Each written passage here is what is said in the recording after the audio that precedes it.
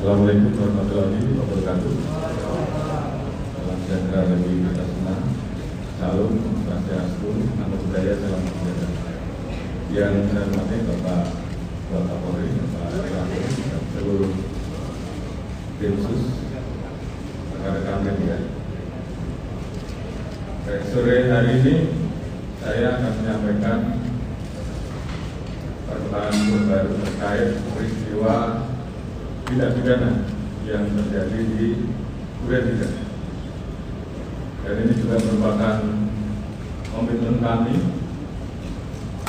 dan juga menjadi tekanan Bapak Presiden untuk mengungkap kasus ini secara cepat, transparan, dan akuntabel. Dan juga beliau memerintahkan jangan ada yang ragu-ragu, jangan ada yang ditutup-tutupi, ungkap kebenaran apa adanya.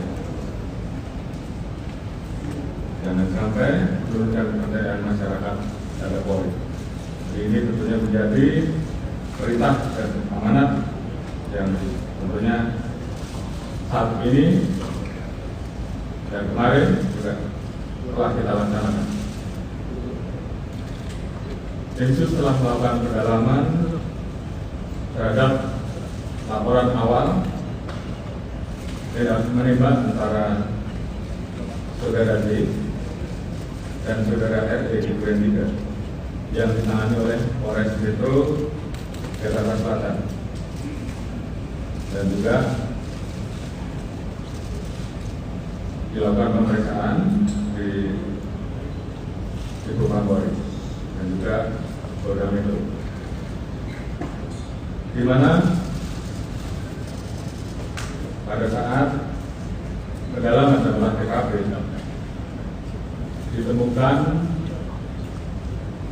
ada hal-hal yang menghambat proses penyidikan dan kejanggalan-kejanggalan yang juga kita dapatkan, seperti hilangnya CCTV dan hal-hal lain, sehingga muncul dugaan ada hal-hal yang ditutupi dan direkayasa. Oleh karena itu, dalam rangka membuat terang peristiwa yang terjadi, tim sus telah melakukan pendalaman dan ditemukan adanya upaya-upaya untuk menghilangkan barang bukti, rekayasa, menghalangi proses penyidikan sehingga proses penanganannya menjadi lambat. Tindakan yang tidak profesional pada saat penanganan dan olah TKP, serta tindakan-tindakan tidak profesional lain pada saat penyerahan jenazah almarhum D. Oleh karena itu, untuk membuat terang dan menghilangkan hambatan-hambatan penyidikan, beberapa waktu yang lalu kami telah mengambil keputusan penonaktifan Kapolres Metro Selatan, Karopaminal, Kabid Propam Polri, Karopos. Kemudian Densus juga telah melakukan pemeriksaan terhadap pelanggaran kode etik Profesi Polri ataupun tindakan untuk merusak, menghilangkan barang bukti, mengaburkan, dan merekayasa dengan melakukan mutasi Yanma Polri, dan saat ini semuanya dilakukan pemeriksaan. Kemarin ada 25 personil yang kita periksa dan saat ini bertambah menjadi 31 personil. Kita juga telah melakukan penempatan khusus pada 4 personil beberapa waktu yang lalu, dan saat ini bertambah menjadi 11 personil Polri, terdiri dari 1 bintang 2, 2 bintang 1, 2 kongres, 3 KBP, 2 kompol, dan 1 AKP. Dan ini kemungkinan masih bisa bertambah. Selanjutnya, untuk menjaga transparansi dan akuntabilitas dalam penanganan kasus ini, kita telah melibatkan pihak eksternal seperti rekan-rekan Komnas HAM yang saat ini masih terus bekerja, dan juga mitra kami di Kompolnas selaku pengawas kepolisian. Kami juga telah memberikan ruang seluas-luasnya kepada masyarakat, terutama keluarga korban, seperti beberapa waktu yang lalu, untuk kita berikan ruang otopsi ulang atau ekshumasi, dan juga melayani laporan polisi dari pihak korban. Dan tentunya ini adalah merupakan wujud transparansi yang kami lakukan. Alhamdulillah, saat ini Densus telah mendapatkan titik terang dengan melakukan proses-proses penanganan dan pemeriksaan secara saintifik dengan melibatkan kedokteran forensik, olah TKP, dengan melibatkan tim puslapor untuk mengurus balistik, mengetahui perkenalan alur dan tembakan, pendalaman terhadap CCTV dan handphone oleh puslapor, biometrik identification oleh Pusnapes, serta tindakan lain yang tentunya bersifat ilmiah.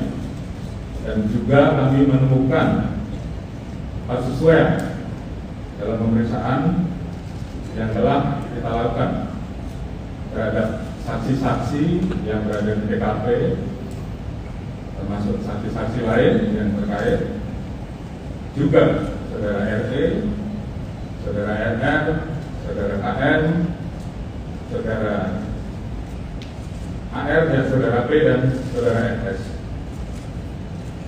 Ditemukan perkembangan baru bahwa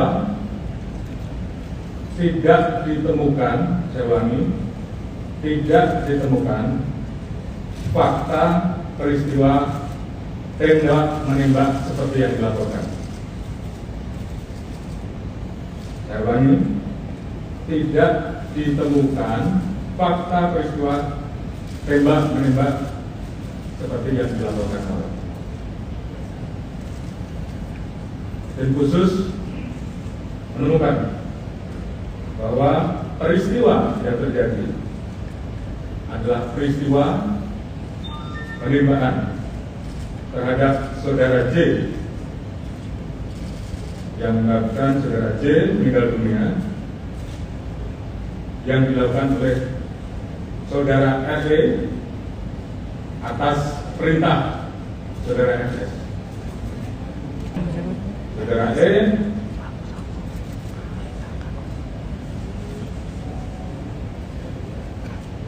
telah mengajukan GC, dan saat ini itu juga yang membuat peristiwa ini menjadi semakin terang. Kemudian untuk membuat seolah-olah telah terjadi tembak-menembak, saudara FS melakukan penembakan dengan senjata milik saudara J ke dinding berkali-kali untuk membuat kesan seolah telah terjadi tembak-menembak.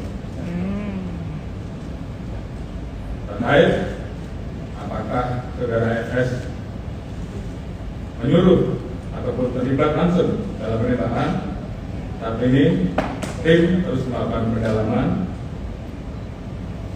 terhadap saksi-saksi dan pihak-pihak yang terkait. Kemarin kita telah tetapkan 3 orang tersangka, yaitu saudara RE, saudara NR, dan saudara KN. Tadi pagi dilaksanakan gelar perkara, dan tim sus telah memutuskan untuk menetapkan saudara S sebagai tersangka. Jadi saya ulangi, tim sus telah menetapkan saudara S sebagai tersangka.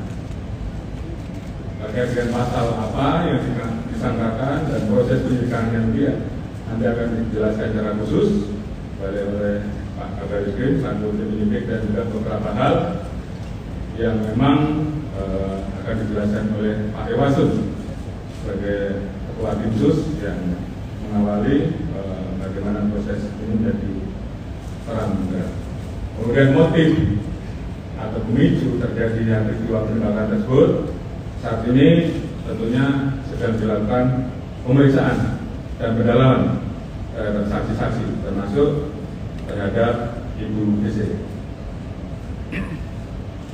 Terkait dengan penanganan oleh tim khusus terkait dengan proses dugaan pelanggaran terhadap kode etik ataupun pelanggaran tindak pidana lain yang peristiwa nanti akan dijelaskan secara khusus oleh Pak Irwasum. Dan juga tentunya ada beberapa proses yang akan terus kami lakukan untuk melakukan audit. Mungkin selanjutnya saya serahkan kepada Pak Irwasum untuk menyampaikan beberapa hal.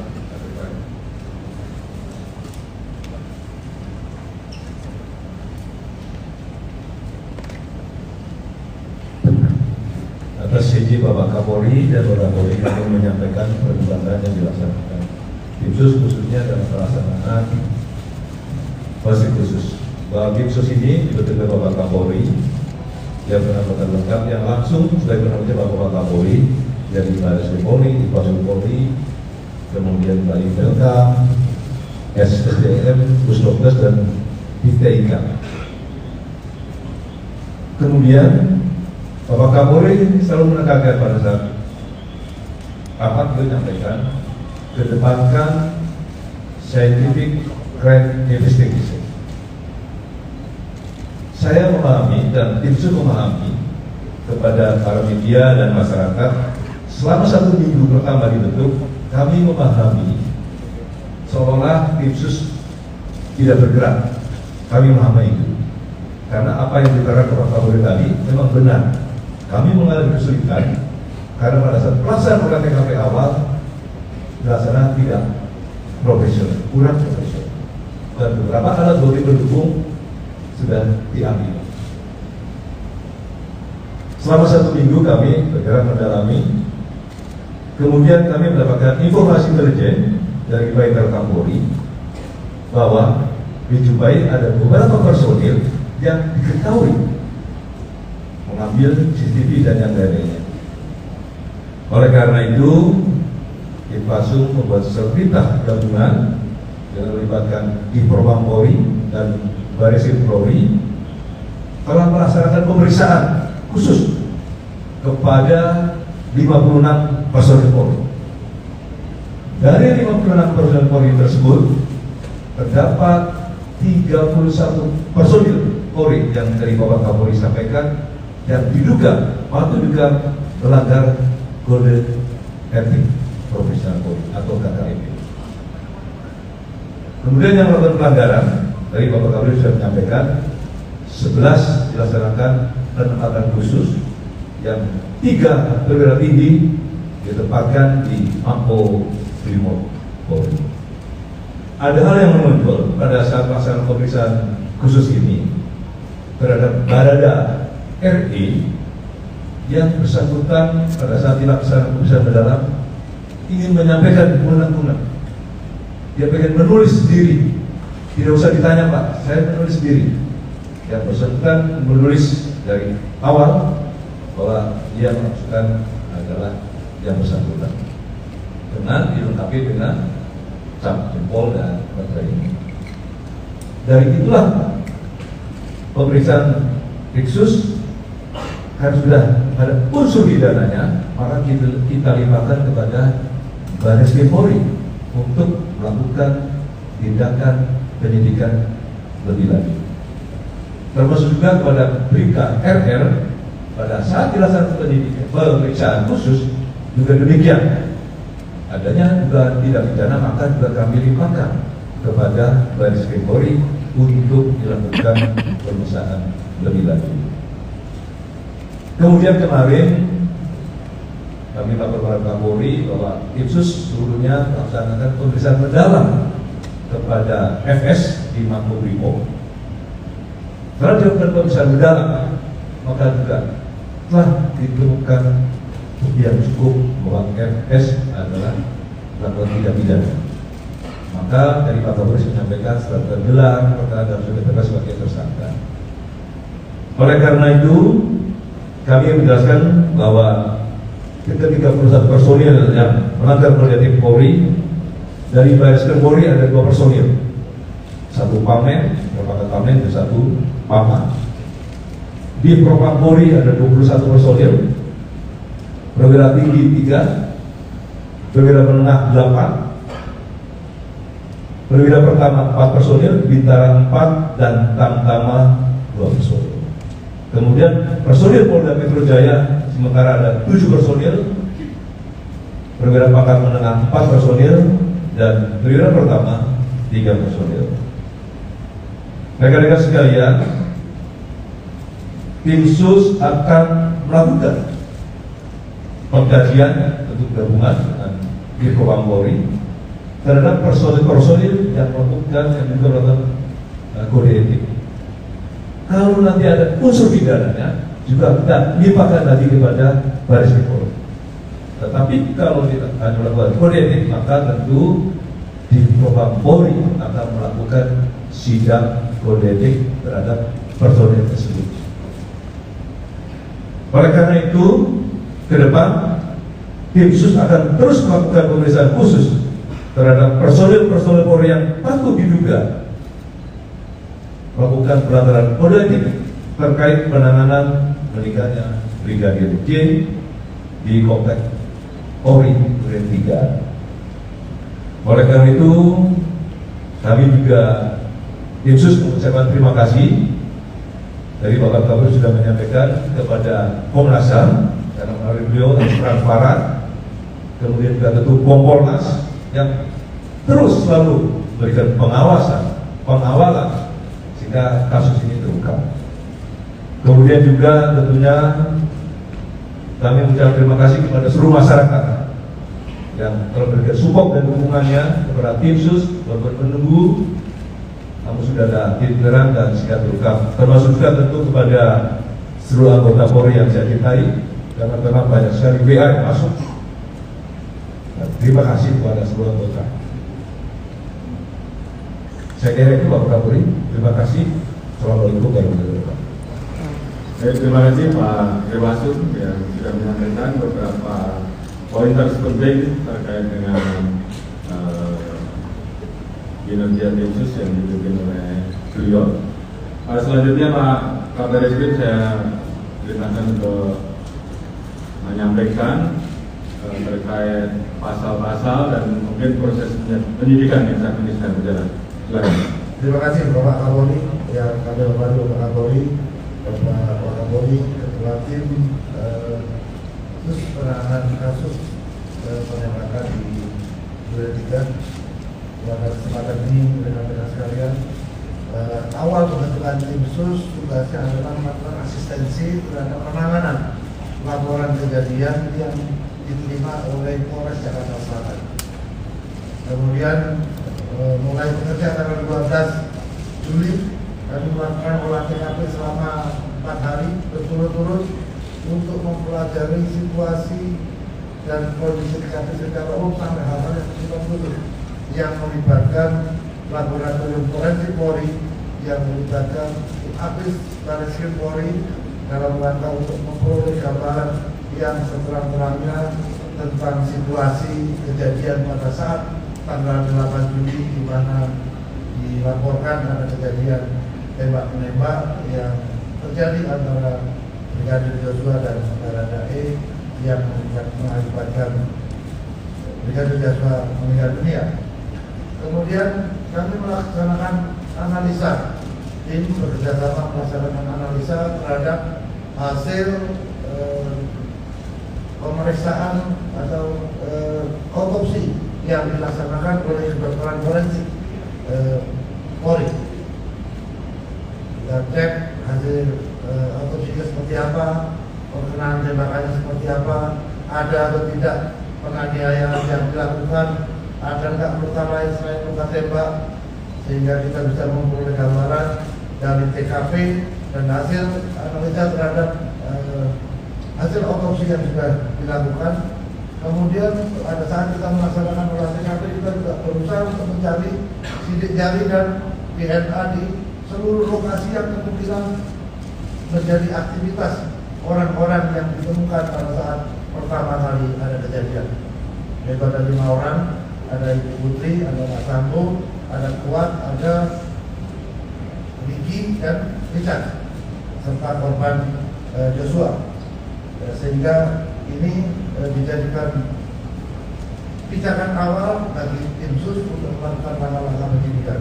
Karena apa? Karena laporan daripada keluarga korban Joshua ini baru dilaporkan kepada Mabes Polri pada tanggal 18 Juli. Artinya kita menangani perkara ini dalam proses penyelidikan dan penyidikan untuk mengungkap kasus ini adalah pada saat mulai laporan diberikan oleh keluarga korban Brigadir Joshua ke Mabes Polri pada saat tanggal 18. Kita langsung melaksanakan pemeriksaan ke Jambi. Saat ini kita sudah periksa ukuran 47 saksi yang terkait dengan kejadian ini. Kemudian kita juga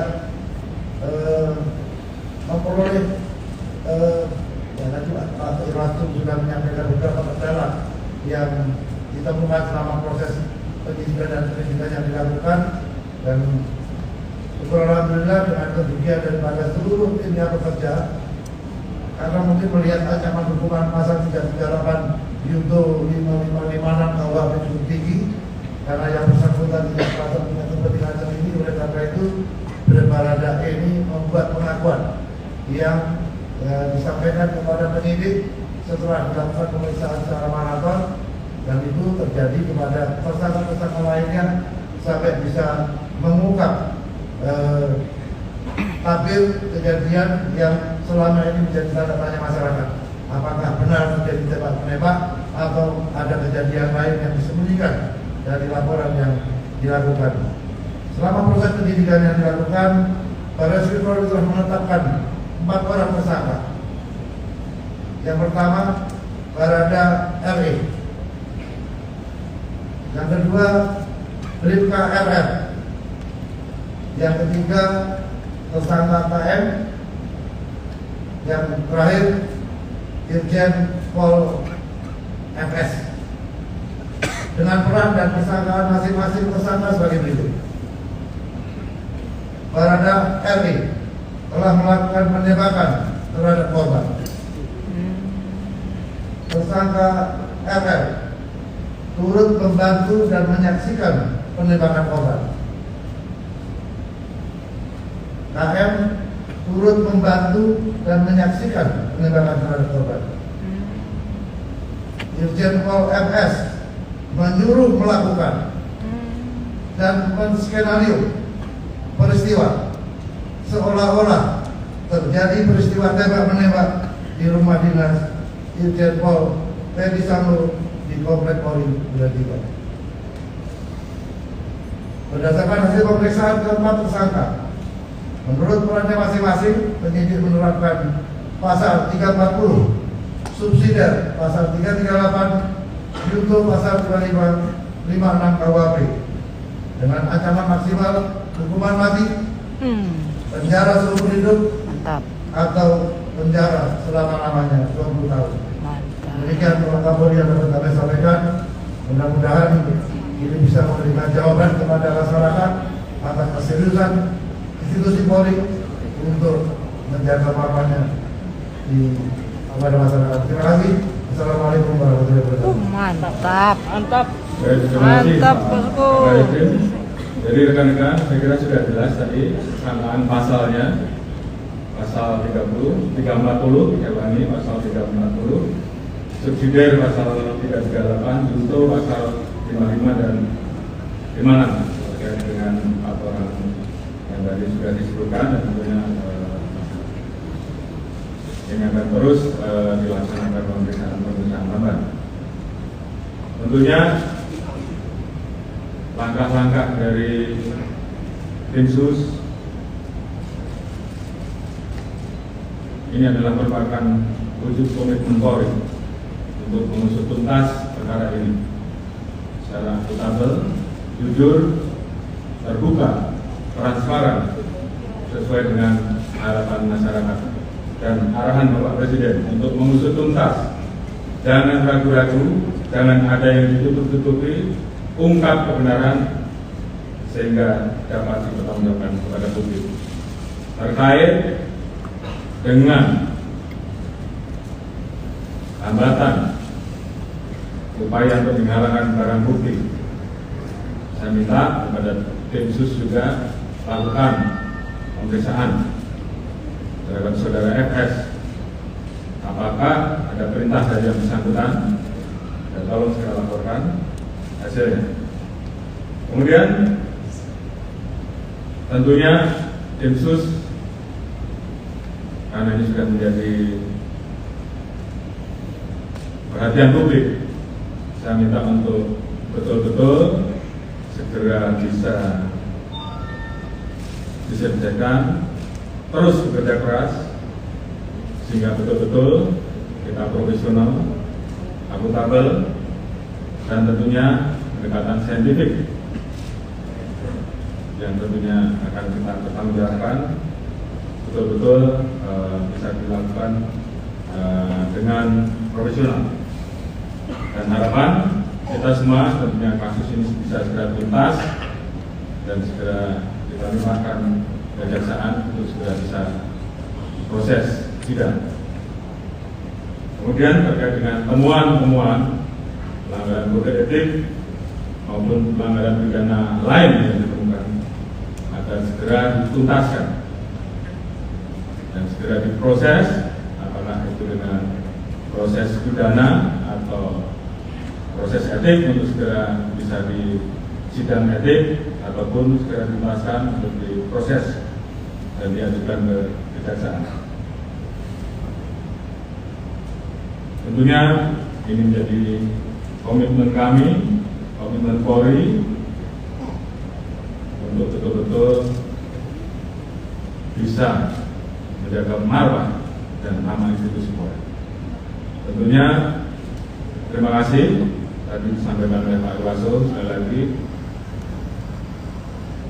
dukungan dari masyarakat, support dari masyarakat dalam memberikan semangat kepada kami untuk mengungkap agar fakta ini menjadi terang benderang, dan ini bagi kami merupakan bentuk kecintaan terhadap institusi Polri. Mungkin itu yang bisa saya sampaikan. Terima kasih. Wassalamualaikum warahmatullahi wabarakatuh. Pak Kapolri, ini terkait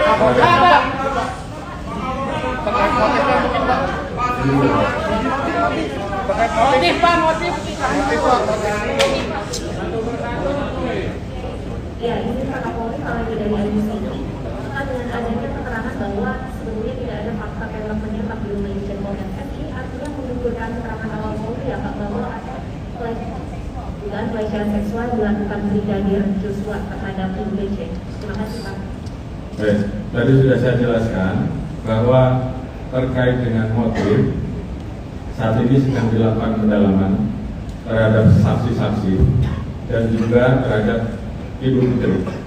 Jadi saat ini belum bisa kita simpulkan, namun yang pasti ini menjadi pemicu utama terjadinya peristiwa pembunuhan.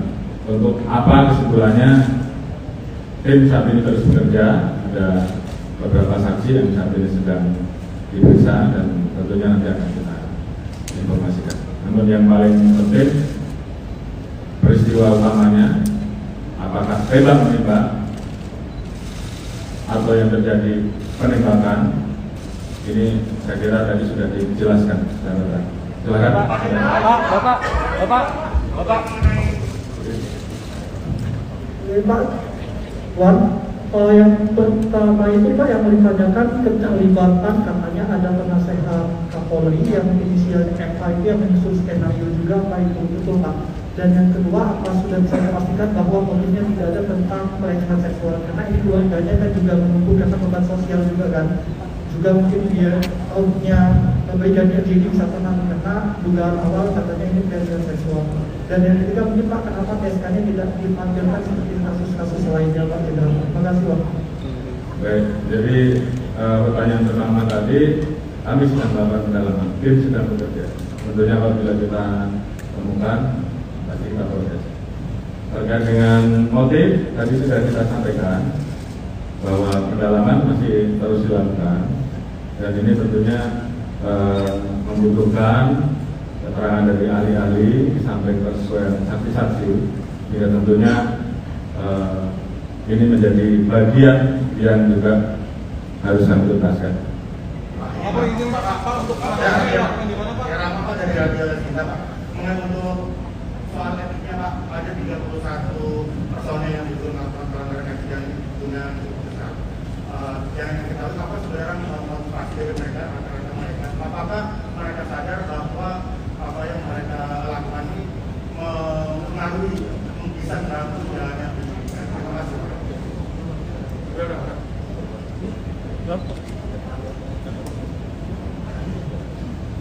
Baik, tim Propam, tim Yesus dan tim Propam saat ini sedang mendalami apakah mereka sadar ataukah atas perintah, sehingga ini yang kemudian nanti kita putuskan apakah dia masuk pidana atau etik. Jadi ini akan kita sampaikan di berikutnya. Pak, jadi Pak kerusakan yang ada, Pak, kerusakan yang ada di tubuh Brigadir Joshua itu memang karena pembantaian atau memang karena cuma penembakan saja, Pak? Pak, soal pengerahan Brimo Pak. Brimo Pak, pas penggeledahan seperti apa Pak?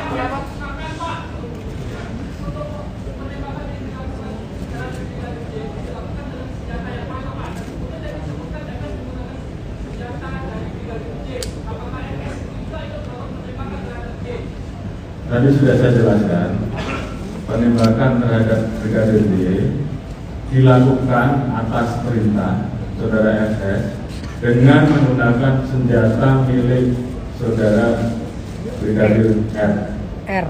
Terkait dengan apakah FS ikut menembak, ini sedang dilakukan pendalaman karena ada beberapa pendalaman terkait dengan saksi, kemudian bukti saintifik yang sedang kita dalami, dan kemudian yang digunakan untuk melakukan penembakan dinding adalah senjata milik Saudara J.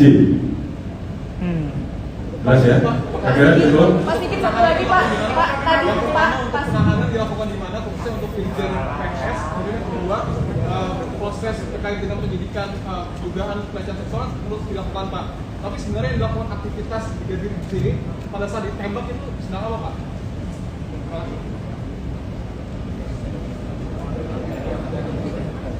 Baik, saya kira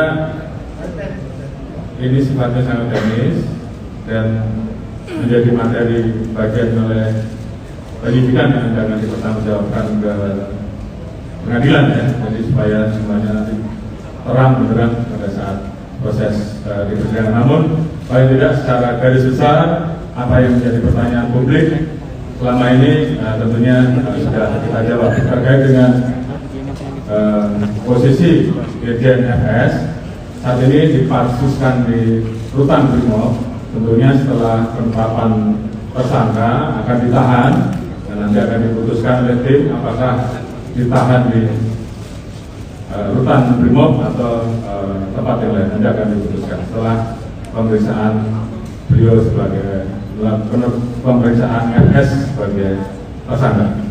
Baik, mungkin itu. Terima kasih.